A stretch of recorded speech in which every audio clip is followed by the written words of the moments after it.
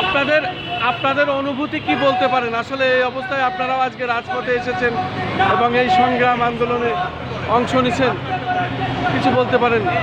Israel ধ্বংস হোক, America ধ্বংস হোক, যে তাদের মনে করেন যে আমাদের নেতারা এরকম করে মারছে, আমরা তাদের ধ্বংস চাই, বিচার চান?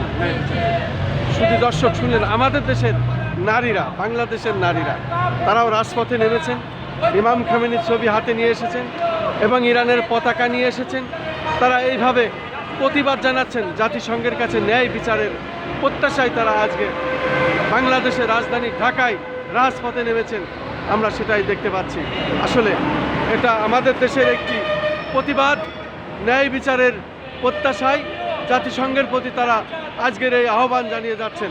আমি দেখতে পাচ্ছি রাজধানী ঢাকা জাতীয় প্রেস ক্লাবের সামনে থেকে আমি এটা ধারণ করছি এবং প্রচার করছি। আমিও চাই একজন মুসলিম হিসাবে এই অন্যায়ের প্রতিবাদ হোক, এই অন্যায়ের বিচার হোক। কারণ একজন সর্বোচ্চ ধর্মীয় নেতা তাকে এইভাবে সন্ত্রাসী হামলায় নিহত করার প্রতিবাদে আমরাও জাতিসংঘের কাছে ন্যায় বিচার চাই।